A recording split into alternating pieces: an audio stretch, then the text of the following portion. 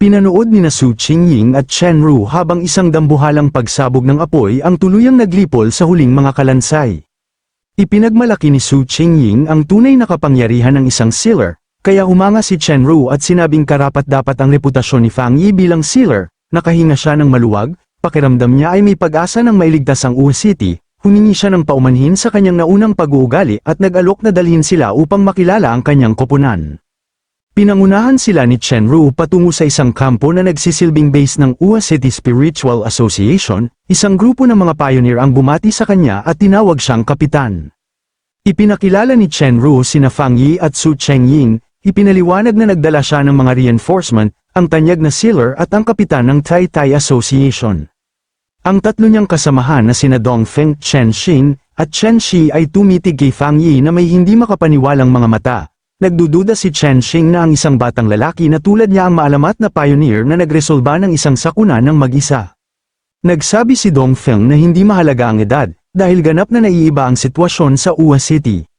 Uminit ang tensyon ng sigawan ni Chen Feng si Chen Ru dahil sa pagbabalik nito at pagdadala ng mga tagalabas upang mamatay kasama nila. Idinagdag ni Chen Shi halos wala nang natitira sa kanila at malapit ng lamunin ng lungsod. Ibinunyag na silang lahat ay nalinlang at dinala roon bilang sakripisyo. Habang sinusubukan ni Chen Ru na ipaliwanag ang mga pinagdaanan ng kanyang koponan, tahimik na pinagmamasdan ni Fang Yi ang lahat, maingat ngunit matatag niyang sinabi na tinanggap niya ang kahilingan at gagawin niya ang kanyang bahagi. Buong kumpiyansa niyang idineklara na lulutasin niya ang problema sa lugar na iyon. Samantala, ipinaliwanag ni Chen Shi sa galit na si Dongfeng na dahil malayo ang kanilang lungsod at mas tradisyonal ang kanilang mga kaugalian, ang kanilang mga tao ay nagdarasal sa mga Diyos kapag humaharap sa mga problemang hindi nila kayang lutasin, ngunit binanggit ni Dongfeng na maraming libingan ang makikita kahit saan, gayunpaman, patuloy pa rin silang nagdarasal, hindi niya sila mapipigilan, kailangan nilang makita ito sa kanilang sariling mga mata. Mula sa tuktok ng isang bangin, tanaw ni Fang Yi ang isang nayon na napapalibutan ng kakaibang lilang hamog na nagmumula sa mga lapida. Naisip niya kung nagpaplano ang mga tao ng isang malaking seremonya upang humingi ng mga pagpapala, batay sa kanilang matatandang kaugalian at ritual. Pinaghinalaan ni Fang Yi na ang mga tradisyong ito ay may kaugnayan sa kakaibang anomaly. Biglang may isang kakaibang hangin na dumaan sa kagubatan, ikinagulat ni Dongfeng at Chen Shi. Sa isang malinaw na bahagi ng lugar, nakita nila ang isang malaking grupo ng mga taga-baryo na nagtitipon para sa isang ritual. Napagtanto ni Chen Ru na magsisimula na ang seremonya at nag-alala siya na magiging isang malaking sakuna kung sumabog ang lapida na anomaly sa sandaling yun. Gayunman, naging interesado si Fang Yi, may kumpiyansang ngisi, tinanong niya kung sino ang gustong manood ng aktibidad ng mas malapitan, at nagsimulang maglakad patungo sa karamihan. Dumating ang grupo sa Yuyuan Square, kung saan naglalagablab ang isang malaking siga. Desperado ang mga taga-baryo, umiiyak at nagsusumamo sa kanilang Diyos na makita ang kanilang paghihirap. Isang lalaki ang nag-alay ng sarili niyang buhay upang iligtas ang kanyang mga anak. Sa paligid, ang mga tao ay nakaluhod, nagmamakaawa sa awa ng Diyos ng langit. Biglang namatay ang siga na ikinagulat ni Dongfeng, kasabay nito nabiyak ang platapormang bato at kumalat ang malalaking bitak sa buong liwasan. Doon nagsimula ang tunay na lagim, ang mga kalansay na kamay ay gumapang palabas mula sa likod ng mga lapida. May sumigaw na lumalabas na naman ang mga halimaw mula sa mga libingan. Mula sa umiikot na lilang hamog, ilang mga kalansay na may kumikislap na pulang mata ang umangat at tumitig sa takot na mga taga-baryo. Sumabog ang gulo, isang matandang lalaki ang nanginginig, pilit sinasabing pagsubok yun mula sa kanilang Diyos, habang ang iba ay nagtatakbuhan sa lahat ng direksyon. Isang ina ang yakap ang umiiyak na anak, bakas ang matinding takot sa kanyang mukha, habang tinatanong ng bata kung ililigtas pa rin ba sila ng kanilang Diyos. Lalong lumala ang kaguluhan nang sumalakay ang mga kalansay at nagkawatak-watak ang mga tao, nagsisigawan para sa tulong. Sa gitna ng kaguluhan, sinunggaban ng isang kalansay ang ina, inihiwalay siya sa kanyang anak, ang munting babae ay nanood ng may matinding takot, umiiyak para sa kanyang ina habang naiwang mag-isa. Isang mas malaking malamulto na kalansay ang lumitaw mula sa hamog sa likuran niya, at iniabot ang butong kamay nito patungo sa umiiyak na bata. Bago pa ito makalapit, agad itong naglaho sa isang kislap ng gininto ang liwanag. Kaagad pagkatapos, isang dambuhalang alon ng banal na apoy ang dumaluyong sa liwasan, sinusunog ang mga umaataking kalansay at ginawang naglalagablab na impyerno ang buong lugar. Huminto sa pagtakbo ang mga nakaligtas na taga-baryo, lubos na namangha. Sa halip na takot, paghanga ang bumalat sa kanilang mga mukha habang nakikilala nila ang mga apoy, may ilan pang sumigaw na yon ay apoy ng langit, ang kanilang kawalan ng pag-asa ay napalitan ng tuwa habang itinaas nila ang kanilang mga kamay sa kalangitan. Habang nagngangalit ang mga apoy, lumapag si Fang Yi sa nabasag na platapormang bato, nakatindig sa harap ng naglalagablab na apoy. Sinabi niya sa naguguluhang karamihan na hindi na kailangan ang kanilang mga panalangin, may malamig at seryosong mukha, inihayag niya ang isang masakit na katotohanan, walang mga Diyos sa mundong ito, at hindi sila darating upang iligtas kayo. Sandaling nanahimik ang mga taga-baryo habang nakaluhod, pinagninilayan ang kanyang mga salita. Gayunman, lubos nila siyang maling naunawaan, umiiyak sa tuwa, sumigaw sila na may lumitaw na isang Diyos at tinalo ang sakuna. Patuloy silang nakiusap sa bagong Diyos, na ito na iligtas sila mula sa iba pang mga halimaw na nagmamasid sa kanila. Napabuntong hininga na lamang si Fang Yi sa kanilang hindi pagkakaunawa. Nakatayo sa gitna ng naglalagablab na apoy, iniunat niya ang kanyang kamay. Pagkatapos ina-activate niya ang Twilight Fire Domain, kaagad, isang dambuhalang umiikot na pulang esfera ang lumitaw sa kalangitan, na tila isang vacuum na hinihigop ang lahat ng nakamamatay na enerhiya at mga piraso ng kalansay mula sa lupa. Pagkatapos ay hinarap niya ang namamanghang mga taga-baryo at nilinaw kung sino talaga siya. Sinabi niyang hindi siya Diyos, kundi isang pioneer captain mula sa Taytay City, na kilala bilang Sealer. Ang mga taga-baryo at ang koponan ni Chenru ay nakatitig sa nakapangingilabot na pulang esfera, lubos na namangha sa kakaiba at napakalakas na tanawin. Si Dongfeng, na nasa pagkabigla pa rin, ay nagtanong kung ano ang ginagawa ni Fang Yi. Naiinis, pinaalalahanan ni Chenru ang kanyang koponan na binalaan na niya sila, hindi karaniwang pioneer si Fang Yi. Ipinaliwanag niyang siya ang taong mag-isang lumutas ng mga sakuna sa Taytay City at Kang City, at itinuturing bilang pinararangalan na panauhin ng pinakamataas na mga autoridad. Matapos masipsip ang agarang banta, lumipad si Fang Yi sa himpapawid na parang gininto ang kometa patungo sa pangunahing nayon, na balot pa rin ng makapal na lilang hamog at puno ng mga kalansay. May lumitaw na abiso mula sa sistema, na nagkumpirmang matagumpay na nasipsip ng kanyang Twilight Fire Domain ang napakalaking dami ng Death Attribute, na lalong nagpalakas sa kanyang sariling Yang Attribute. Mula sa itaas, tinanaw niya ang di mabilang na mga kalansay sa ibaba at naghanda siyang pakawalan ang kanyang bagong kapangyarihan. Tinawag niya ang kanyang naglalagablab na espada, na ngayon ay mas maliwanag pa kaysa dati. Sa isang malakas na indayog, pinakawalan niya ang isang dambuhalang alon ng apoy, idineklara niyang palalayain niya ang Ua City magpakailanman. Ang apoy, na ngayon ay may halong kakaibang lilang kulay mula sa nasipsip na enerhiya, ay ramagasa sa buong nayon, sinusunog ang lahat mula sa ligtas na distansya. Isang grupo ng mga nakaligtas ang nanood na hindi makapaniwala, saka nagsigawan sa tuwa, masigla nilang isinigaw na naglaho na ang mga lapida at kalansay, at nagdiwang na hindi sila kinalimutan ng langit. Pagkatapos ng pag-atake, sinuri ni Su Qingying ang kanyang aparato at iniulat na ang mga pagbasa ng anomaly sa stability zone ay bumalik na sa normal. Kinumpirma din niya na malinis na rin ang Baimu District. Ipinaliwanag naman ni Chenru na Jinming District na lamang ang natitira, ang lugar na may pinakamataas na konsentrasyon ng kapangyarihan ng anomaly. Ngunit habang naghahanda silang magpatuloy, biglang namutla si Su Chengying sa gulat. Agad niyang tinanong kung hindi ba nila napapansin ang isang bagay na lubhang mali.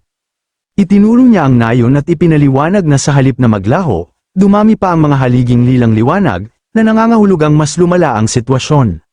Sumigaw rin si Chenru sa alarma. Kinumpirmang may malakas na pagbugso ng enerhiya na nagmumula sa Jinming District, at ang kapangyarihan ng anomaly ay mabilis na nagtitipon sa iisang lugar. Sa harap ng kanilang mga mata, isang nakakatakot na pangyayari ang naganap na buo ang isang umiikot na puyo ng madilim na berde at lilang enerhiya. Mula sa hamog, isang dambuhalang anyo ang lumitaw, isang higanteng nilalang na kalansay, isang bagong anomaly king, ang mga hungkag nitong mata ay kumikislap ng mapanganib na berdeng liwanag. Sa pagharap sa napakalaking presensyang ito, nanatiling matatag si Fang Yi, kalmado at walang takot. Habang hinaharap niya ang bagong banta, dalawang system window ang lumitaw. Ang una ay nagsabing sinusuri nito ang hindi kilalang kapangyarihang natukoy nito. Ilang sandali pa, ang ikalawang window ay pinangalanan ng kakaibang kapangyarihang ito bilang Death Attribute. Tumingin pabalik si Fang Yi sa Anomaly King, dama ang isang kakaiba at mabigat na presensyang nagmumula sa halimaw. Mula sa isang ligtas na distansya, nanunood sina Chen Ruo at Su Chengying na puno ng hindi makapaniwala. Nauutal na nagtanong si Chen Ruo kung ano ang nilalang na iyon, at sinabi ni Su Chengying ang kakaibang enerhiya nito ay mas malakas pa kaysa sa S-Class disaster sa Taytay City. Napagtanto ng grupo na ang bagong anomaly king na ito ang pinagmumula ng mga Halijing liwanag. Sumigaw si Su Chengying ng babala, sinasabing aatake na ito. Pinakawalan ng anomaly king ang kapangyarihan nito, nagpadala ng nag-uumapaw na pulutong ng may itim at aninong mga tentacle. Bumuhos ang enerhiya kay Fang Yi, at nabigla siya sa epekto nito. Naramdaman niya ang isang malakas at nakalalaso na puwersang tila binabaluktot ang kanyang isipan, para bang nilalaso ng presensya ng nilalang ang kanyang utak. Sa takot, napagtanto niyang ito ay isang ganap na nag-evolve na anomaly king, may aurang kamatayan, mas makapangyarihan kaysa sa alinmang halimaw na kanyang hinarap noon. Bumagsak ang pulutong ng itim na tentacle kay Fang Yi, sinusubukang lamunin siya. Tumigas ang kanyang mukha at nagliwanag ang kanyang pulang mata sa matinding pokus habang naghahanda siyang lumaban. Kumilos siya ng kahangahangang bilis, inihampas ang kanyang nagliliyab na espada at hiniwa ang mga aninong galame. Habang nakikipaglaban, iniisip ni Fang Yi ang sitwasyon, alam niyang likas na nangingibabaw ang yang power laban sa madilim na kapangyarihan, kaya dapat ay epektibo ang kanyang mga apoy. Gayunman, nababahala siya dahil kahit ang kanyang malakas na yang power ay hindi ganap na napipigil ang mga atake ng kaaway, habang pira-piraso niyang hinihiwa ang mga tentacle, muling sumiklab ang kapangyarihan ng anomaly king. Kasabay nito, muling nagsimulang umawit at manalangin ang mga nakaligtas na taga-nayon, tinatawag ang kanilang Diyos na magpakita.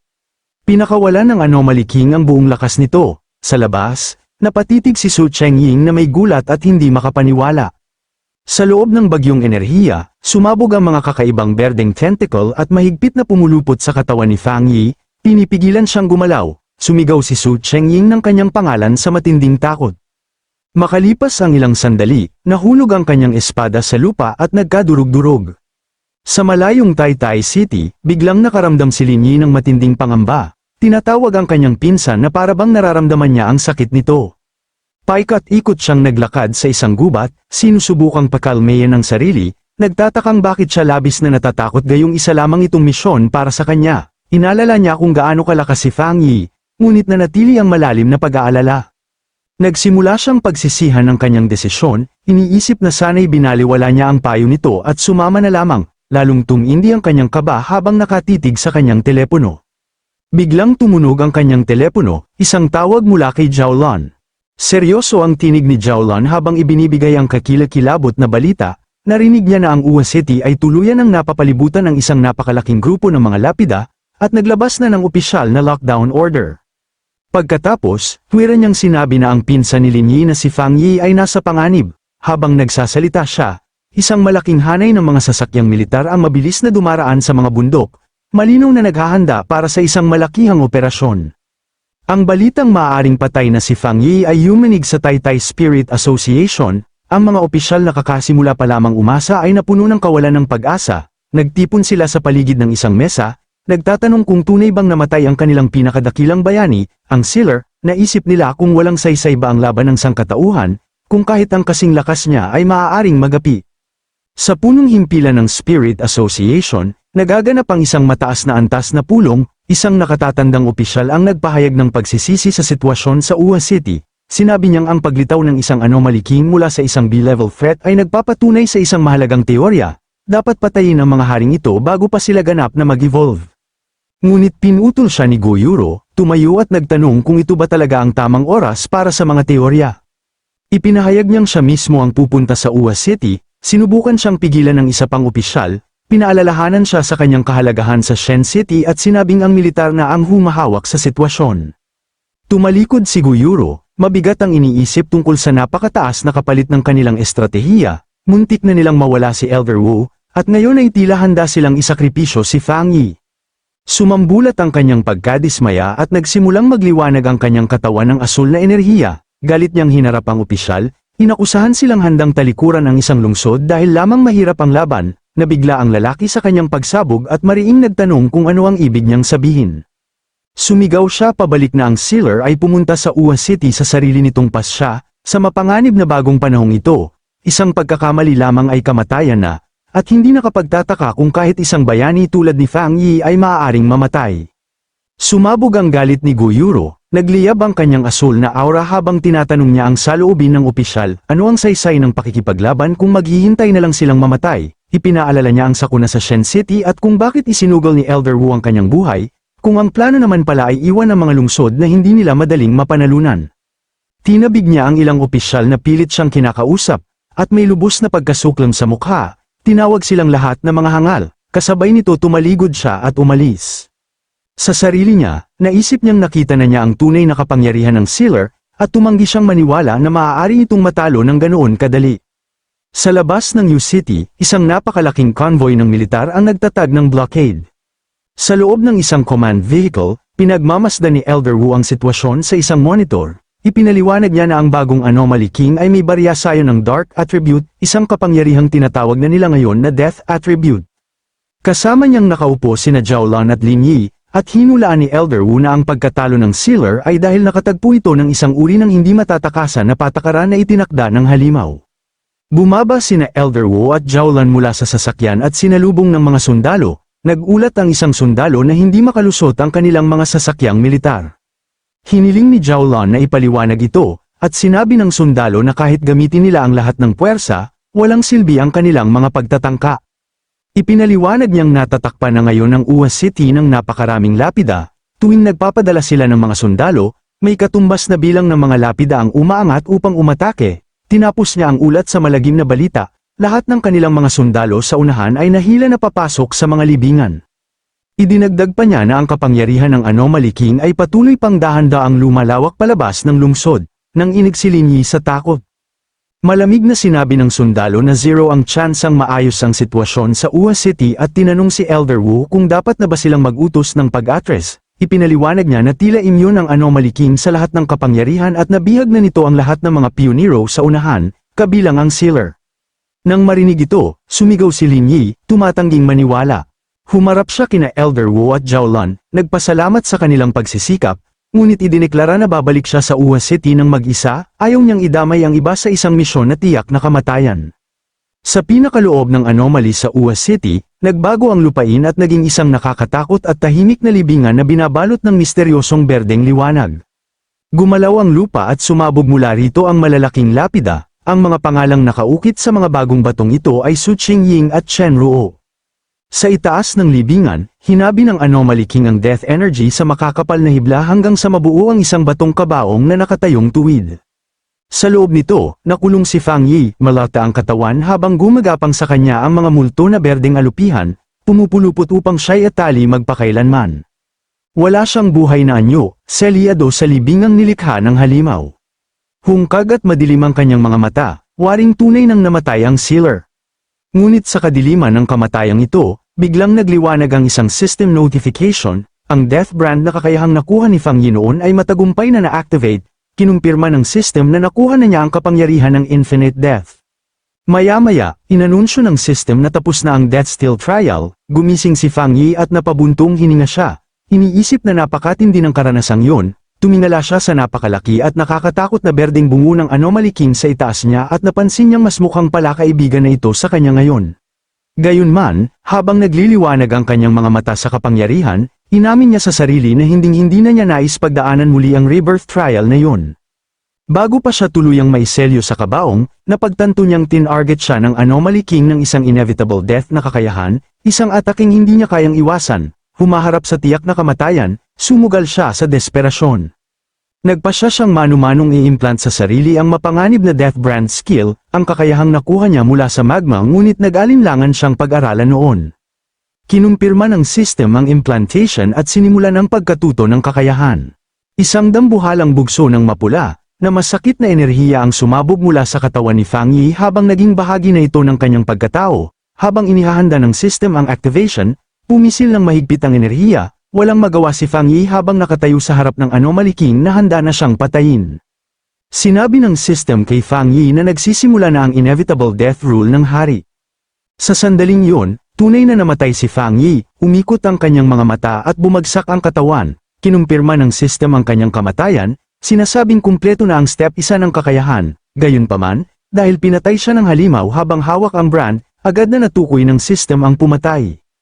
Inanunsyo nito na ang death brand ay naipasa na sa katawan ng King of Death, Tinatapos ang step 2, habang bumabagsak ang walang buhay na katawan ni Fang Yi na binalot ng madilim at nakamamatay na enerhiya ng halimaw.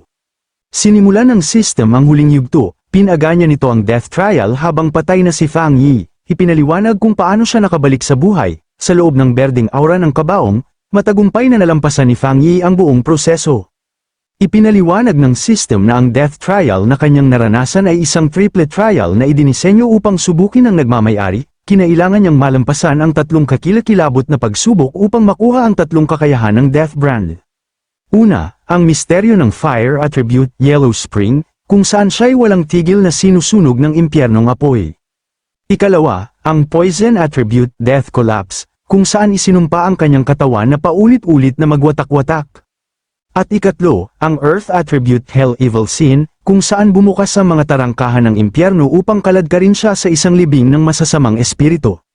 Naalala ni Fang Yi kung gaano kasidhi ang sakit, halos hindi na niya matukoy kung alin ang totoo, para bang walang katapusang siklo ng kamatayan, ngunit matapos malampasan ang matinding pagsubok na ito sa napakalaking pagsisikap, ganap na niyang napagharian ang kakayahan. Bumukas ang kanyang mga mata, habang napagpasyahan niya ngayon na ang oras para sa tunay na laban. Tumingala siya na may matalim na ekspresyon, na pagtantong ngayon ay nilalabanan na niya ang inevitable death rule ng Anomaly King. Nagsimulang umalimbukay ang asul na elektrikal na enerhiya sa kanyang kamay, lumilikha ng kaguluhang agad naramdaman ng Anomaly King. Yumuko ang dambuhalang kalansay, litong-lito sa biglaang kapangyarihang umaangat mula sa kabaong. Bigla, isang napakalakas na pagsabog ng asul na kidlat ang bumasag sa batong kulungan. Dinurog ni Fang Yi ang batong lapida at nakawala, malakas na bumagsak sa lupa. Sa loob ng berdeng hamog, nakatitig pababa ang halimaw, pinapanood ang pagtakas ng bilanggo nito.